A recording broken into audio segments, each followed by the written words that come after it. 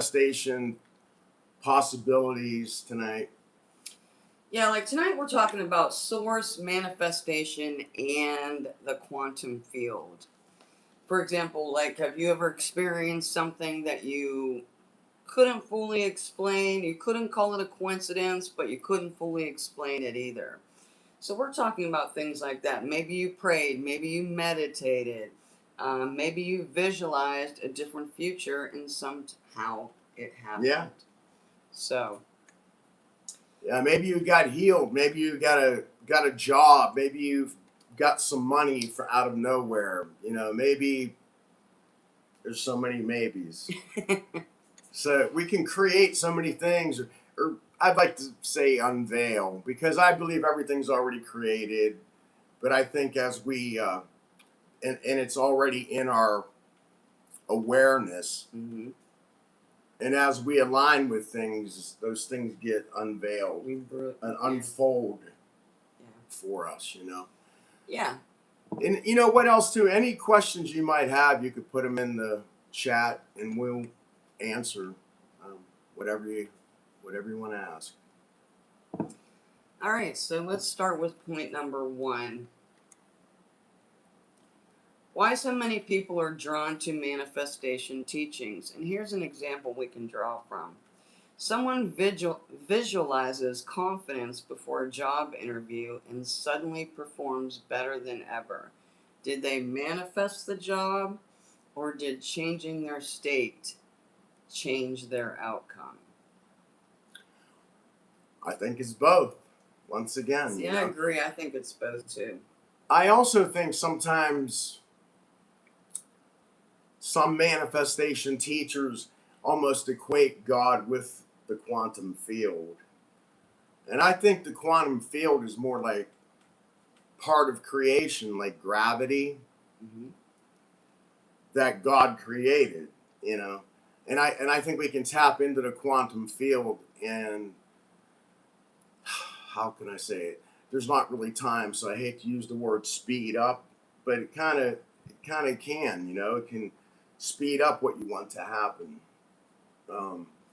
Right. Draw it to you, make it unfold sooner. Yeah, and well, I think that whole mindset changed too, because when you change your mindset and you elevate your vibrations, then right. You manifest. So yeah, I think that's a good question. I think that is actually both, really. Okay, so you were talking about source in the quantum field. The difference between source and the quantum field.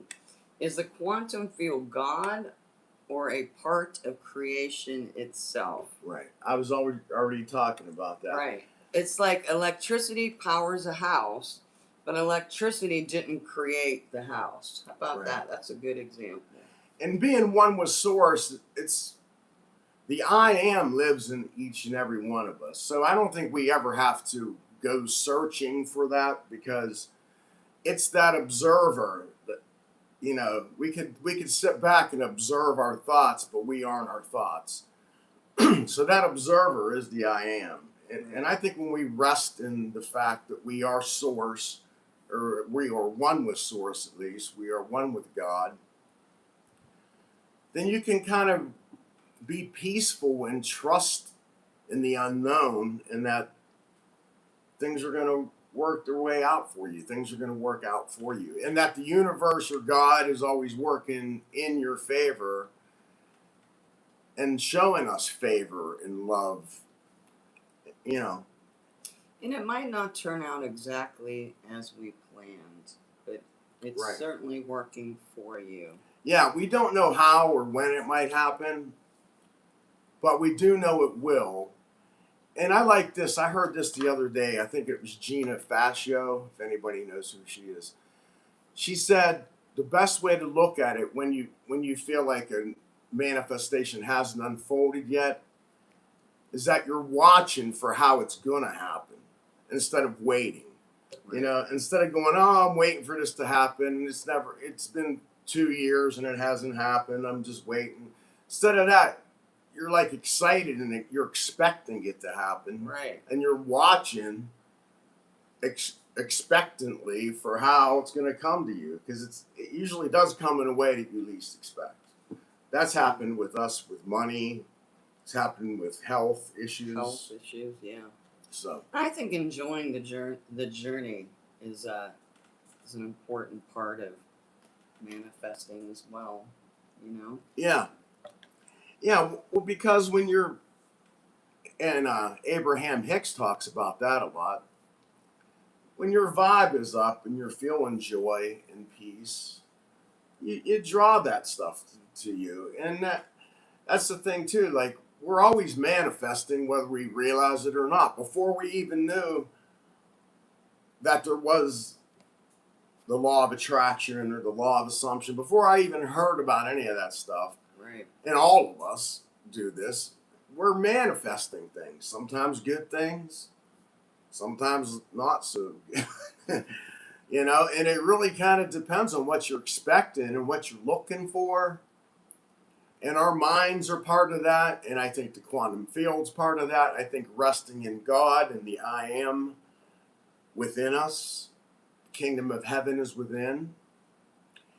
And I think as we do that, we manifest, you know. But when we're not aware of it, if we're focusing on fear or worrying about something, we could bring that into our lives. I was going to say we can manifest that too. Yeah. Because I think, from what I've gathered, you know, we talk about having source inside of us, and we're co-creators. But along that, like the quantum field, when I think of the quantum field, I think of, you know, our creator set laws in the universe. Like we were talking about gravity. Yeah. So there's also the law of assumption, the law of manifestation. And it has nothing to do with it whether you're a good person or a bad person. It's very neutral. So sometimes we think to ourselves, well, oh, that person's, you know, look at the things that they've done and look at, you know, all the great things they have. Well, the laws don't equate. Is this a good person? Then they should get things. Is this a bad person? Right. It is that focus, that vibration, and I feel their expectation in life. Exactly what they expect. Their their self concept. Yeah. And I think that's where many of us have struggled for years, is just believing because of the things that we were taught in our childhood.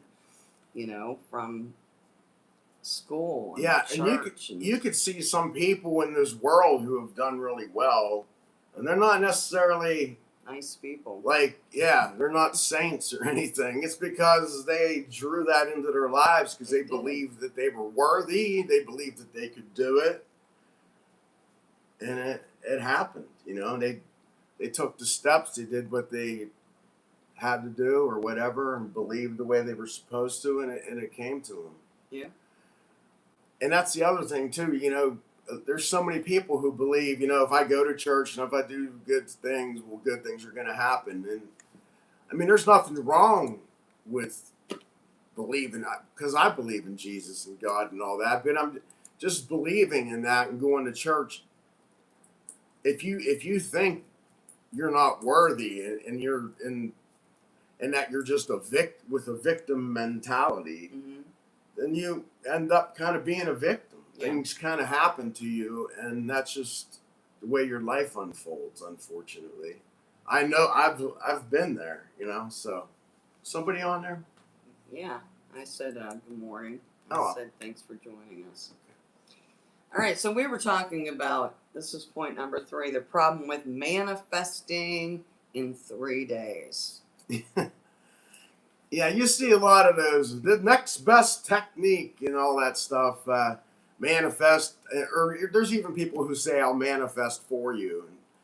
And that kind of stuff, that's clickbait as far as I'm concerned. I think that creates disappointment. Yeah. And that's why people give up, too. That's not good to tell people that. And then they do it, and then they're like, oh, manifestation's fake. Well, no, it's not. As a matter of fact, like I was saying a minute ago, we're doing it all the time, whether we recognize it or whether we realize it or not. We're always manifesting. Yeah. So to say it's not true, just isn't true. It's just that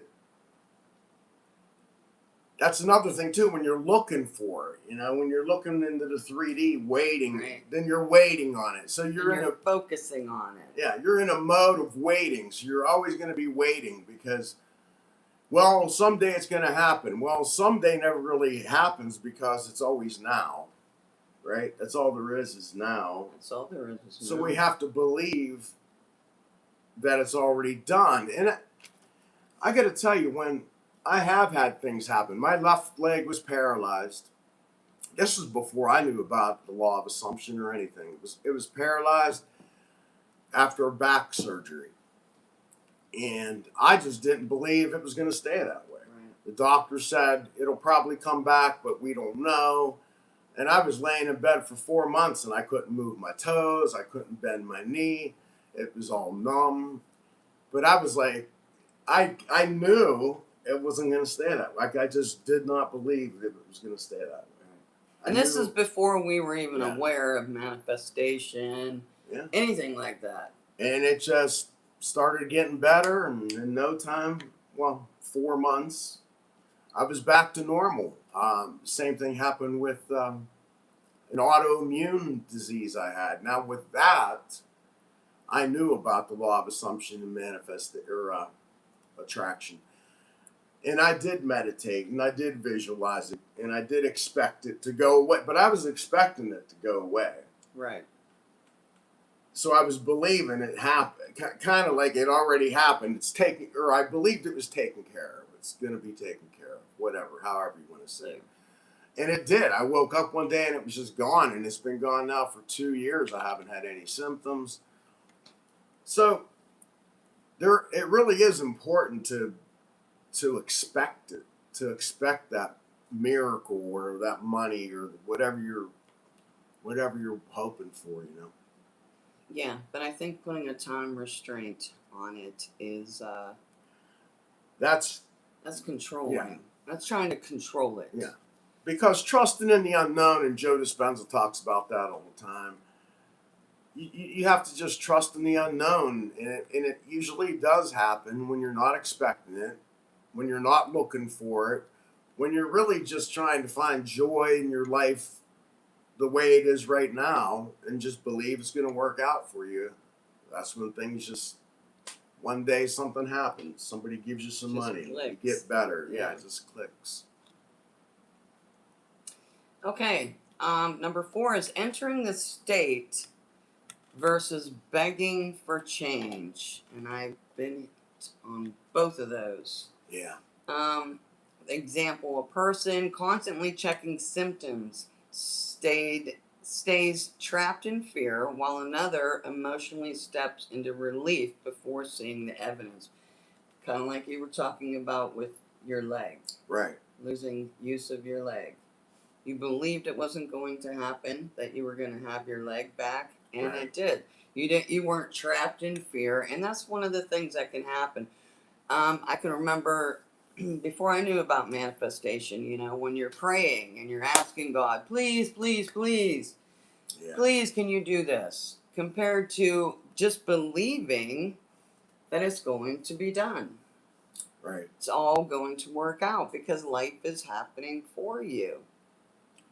Yeah, and Jesus even said that. I think it's like Mark 11:14. I'm not sure if that's the right verse, but he says, whatever you ask for in prayer, believe that you already received it and it will be yours, or it'll be done. So, I mean, that's right there. That's the key. That's the most simplest, straightest key to manifestation. It really is. So simple, right? And yet so hard. Yeah, it is. Because we have our living in survival mode minds that we were trained to have.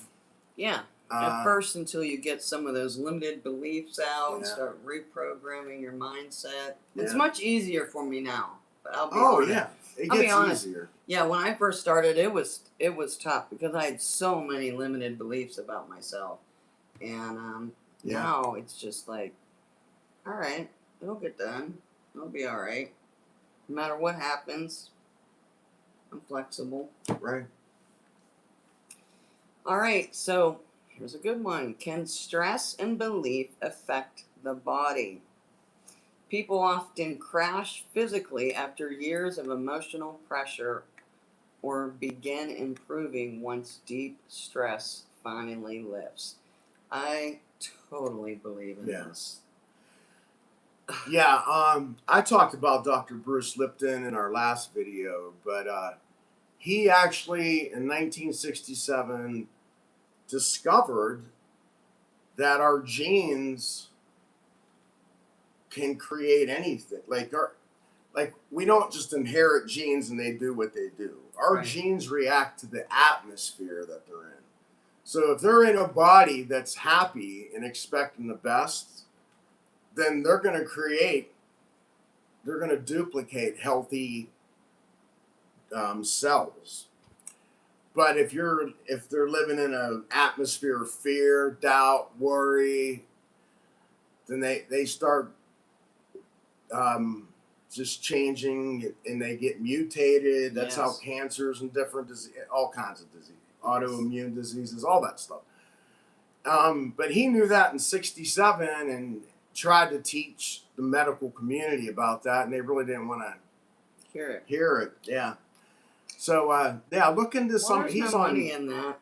He's on YouTube. Yeah, there's no money in that. He's on YouTube. He's got videos. You should check him out.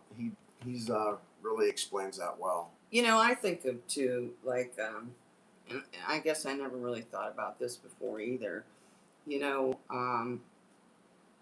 not releasing emotions. Yeah. You know, like maybe in your relationships or jobs and you're struggling and there's things that you want to say. And I'm not saying you should just say whatever you want to say. But sometimes when we stifle a thought or a feeling, you know, that lives inside your body. It doesn't have anywhere to go. You haven't done anything with it. And I know when I first started learning about this 2 years ago, I was doing somatic exercises to get rid of that. And I was shocked because I'm doing these somatic exercises. And by the end of the day, I was just like, I was crying. I was very emotional because I was releasing all of these pent up emotions in my body. And I really do believe it has effect on you physically too. Because I've noticed changes in my body since I've released these emotions. There's a lot of manifestation gurus, coaches too, that tell you don't have to do that. And do you have to? No. If you could really just change your mind and decide, like, I'm not like that anymore. I'm not gonna let those emotions bother me anymore or whatever. You can do that. I gotta tell you though, for me, it helps to regulate my mind. Like I meditate. Every morning I meditate, every night I meditate. Depends. Sometimes 15 minutes, sometimes an hour. Yeah. Do you have to do that? No. But yeah, you can do affirmations, you can meditate, you can visualize. I usually mix visualization with meditation. But yeah, there's a lot of teachers out there and coaches who can help you, and you don't have to dig up your past and relive it and all that. So we're not saying that. Yeah. But you can release also through breathing exercises. You can release pent up energy that's kind of trapped in your chakras or energy centers, as Joe Dispenza calls them.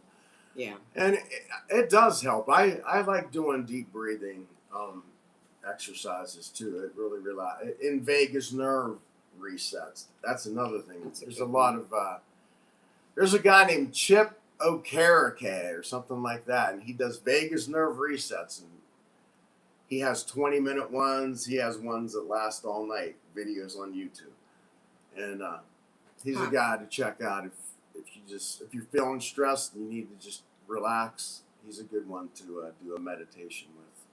Yeah, I think that's a great way to come back to yourself and have that, you know, whether you meditate or not, I think it's important to get that quiet time, you know, because I I'm not good at meditating, but I have my own thing that I do, and I still have that quiet time because that's really what it is. It's just like coming back to yourself.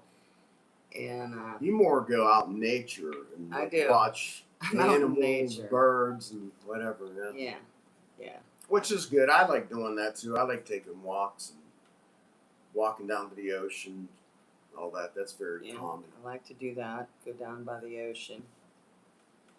I imagine myself sending out my love and receiving love back, and yeah. So it's helpful to come up with little things that work for you.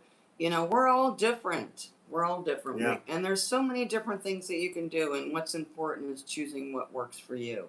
Something you're going to be consistent with. What feels good for you. It's really, there's a law of attraction, law of assumption, and Eric from the I Am channel, he always says it's the law of whatever you believe, the law of whatever you decide. So if you decide you have to do meditations or visualizations or affirmations to get what you want or to change your life, then you're going to have to do that, because it's kind of like a permission slip. And that's okay. And that's okay. Or you could just decide, and just, when those thoughts come in, just realize they're passing through, and just keep your vibe up, keep your emotions at least at peace. You don't have to, I know a lot of people have trouble having elevated emotions. I hear that a lot. But if you can't get elevated emotions, you could at least get peace. And, Jesus was the Prince of Peace, not the Prince of elevated emotions. Right. So if you could just find peace in everyday life.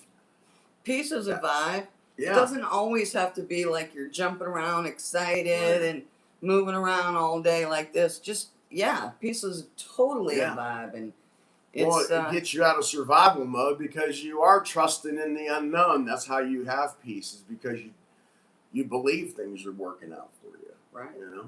So, I think that helps. All right. That brings me to this one. This one's kind of interesting. Number 6 is Joe Dispenza, Neville Goddard, and biblical faith, where they overlap. Someone begins acting from confidence and peace before seeing external evidence, and eventually their life starts reflecting it. Right. Because we have Joe Dispenza talks about changing the body through meditation and elevated emotions. Neville Goddard talks about living from the end. And the Bible talks about believing before seeing, and it is Mark 11:14, like I said. So these shared themes is expectancy, trust, identity shifts. So they're working together there. Yeah. They all have one thing in common, is that you're believing it's done before you see the evidence. Right. That's the big thing. Don't you feel? Yeah, everything here is about belief. Yeah, I listen to Joe Dispenza too. Actually, the meditation I did this morning was the box meditation, changing boxes is what it's called. Mm-hmm. And towards the end, he goes, "It's already done. Know that it's already done." So he does believe that. He doesn't constantly say that, but that's living from the end. Living from the end is knowing that it's over, that it's finished, that it's already yours. So. I like that. Okay, let's talk about synchronicities. Are they meaningful, or are they just a coincidence? Thinking about an old friend and suddenly hearing from them the same day. I don't find them to be a coincidence. I like it. I like the synchronicities. And a lot of times I'll see, I'll see a number on my phone, the time, or the percentage my phone is at. And it's not like every time I look at my phone, I'm like, oh, look at this number. Yeah. It's a synchronicity. There's just times where you get that kind of intuition. Or if I'm outside and I see a bird I've never seen before will show up while I'm thinking about something. Right. And I take those things as synchronicities. I feel like that's Source's way of saying, hey, I'm listening, I'm paying attention. You're on the right path. We're in this together, thing, Yeah, and that's the thing too. I never look for like angel numbers or anything, but there's sometimes something's going on in your life or whatever, and you'll just see, like she was saying, a number, like 4 numbers or 3 numbers, and you're like, it speaks to you. You feel like that was meant for you. Not every single time, and you certainly can't look for it. If you're sitting there looking for them, then that's not really a sign. Well, sometimes things just feel deeply personal. Right. You know, I don't know. For myself, I know there's just times where I just know. Yeah. That was for me. You know. Yeah. Like, okay, a couple weeks ago, we were down at the pier at the ocean, and we were just getting ready to leave. And for whatever reason, we stopped and turned back to the ocean, and this stingray, a stingray, jumped out of the ocean twice into it, jumped back out, and it was like a juvenile one. It wasn't really big, but it was big enough. Yeah. And I've never seen that in my life. I've never seen it there before, ever. Yeah, I've never seen a stingray in the wild. I mean, like if you go to a, aquarium, right? You could go see them there. We've seen them there, but like I've never seen one just jump out of the water right in front of us. So, yeah, little things like that. Things like that are just. It's amazing to see it. It doesn't mean anything. I don't know, but it did to us. It felt special. Yes, it did. So. It did. So, yeah, I like getting synchronicities. I say that wrong all the time. Okay, the most grounded way to approach manifestation. You want to stay open without being gullible. Obviously, we have to live in like 2 different worlds, I guess. Like you want to be in the 5D, the higher vibration, but obviously we live in the 3D, so you got to keep a foot there too. Right. Dr. Joe Dispenza says keep 1 foot in the quantum and 1 foot in the real world, so to speak, which is the human world where time seems to exist, even though it really doesn't. But our bodies do age, and it seems like time is going on, but it's always just this moment now. Right. But yeah, I think you're right about that. A little bit of 1 foot here, 1 foot there. Yeah, and also you want to avoid extremes. Yeah, like people who say they can manifest for you. Yeah. That kind of thing. Or saying nothing matters, or I control everything. I mean, that's from one level to, in between that. Yeah, that like everybody's you pushed out thing. I think sometimes people had a bad experience with someone else right before you came in contact with them. So they might just still be holding on to that negativity, and they kind of might take it out on you. Now, that doesn't mean that was you pushed out. You might be in a great mood, and that happens to you. Right. So it's not like, we talked about that last week. But yeah, like if you're in a bad mood and you go out, yeah, you might draw some negativity your way because you're in that mode. You're in that vibration. So, right.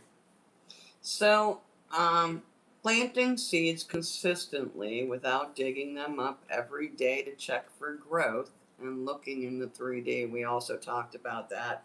Quit looking in the 3D and thinking things aren't working because you don't see them right away. It's believing. It's believing and then receiving. And that makes sense to me. Like, when you're out building your garden and you put your seed in the ground, you don't go back the next day and wonder, where's my plant? Yeah. You trust that it's unfolding. Yes.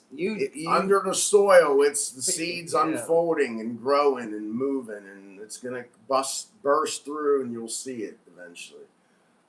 So we trust. You have to trust in the unknown. Yeah. And that's kind of like the theme of what we're talking about today, isn't it? Yeah. It really is true.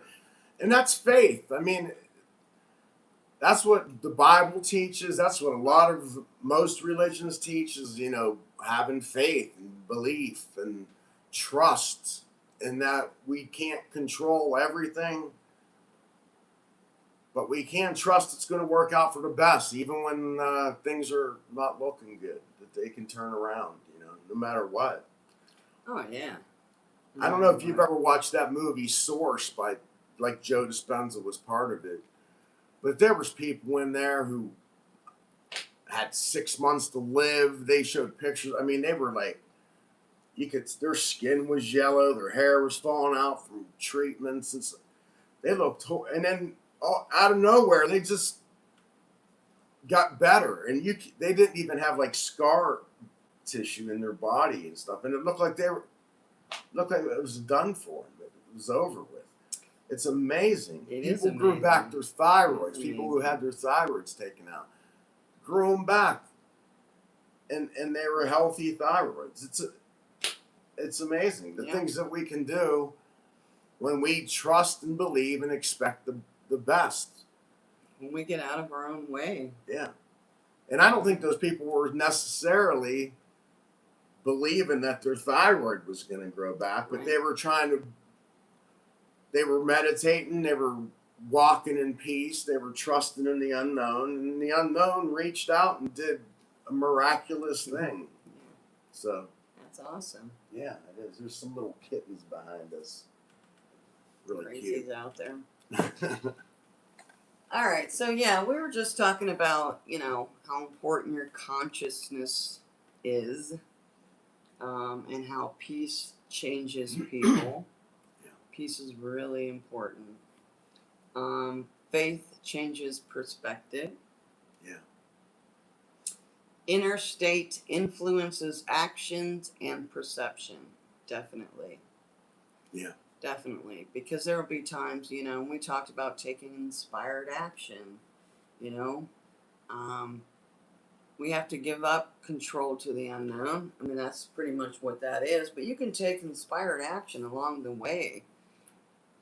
Sometimes, too, with inspired action, it's something we felt like we should do or we feel like we should do, and then we do it. And then when we look back at it, maybe 2 weeks later or a year later or whatever, then we go, I'm really glad I did that, because if I didn't do that, this wouldn't have happened. So sometimes it's like we don't realize it's inspired action at the time. Mm-hmm. But then when we look back, we realize, wow, that was inspired action. Like God told me, or I had an intuition to do that. And you had no idea the magnitude of that. Right. How much it was going to change our lives in the future. So. Yeah. Yeah. Once again, just it's happened with money in our lives a couple times. It's happened with just health. Even finding this place that we live in. It's really affordable. It's right across from the ocean. Actually, it's the Andaman Sea, but it's part of the Indian Ocean.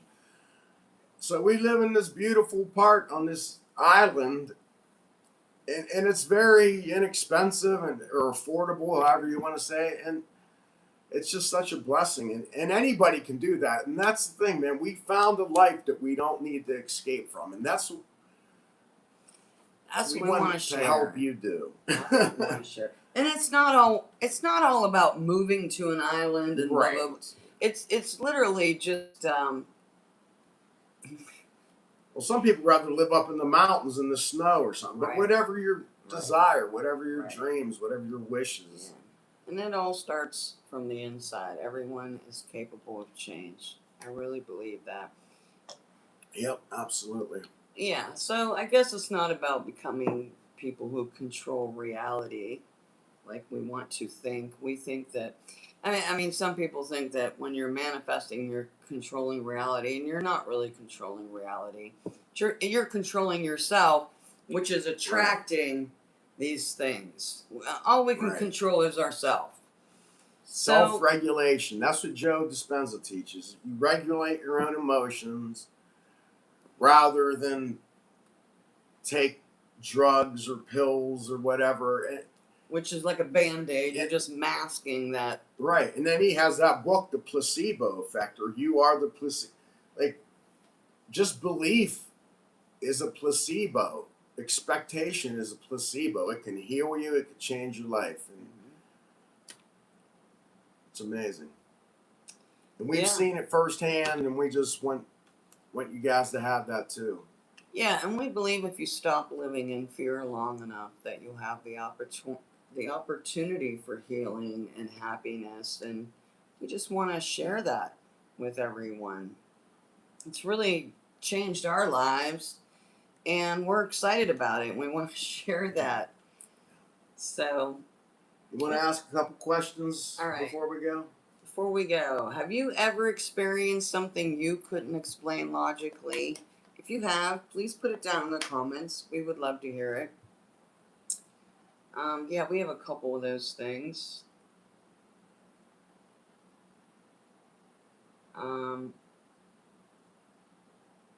Do you think manifestation is real, exaggerated, or misunderstood? That's a good one. I think there are so many different points of views on YouTube about manifestation, and it gets confusing and it can be misunderstood. But honestly, it really is basically whatever you believe is going to work for you will work for you. It really will. Take what resonates for you. Yes. And, you know, what you can believe, what you do believe, and just stay consistent. That's the thing. Small things add up to big things, and being consistent is really one of the most important. And remember, you're not waiting for it to happen. You're watching for how it's going to happen. Big difference. Amen. All right. All right. Thanks so much for watching. Hope you enjoyed it. Yeah, have a great night or day. If I can get out, there we go.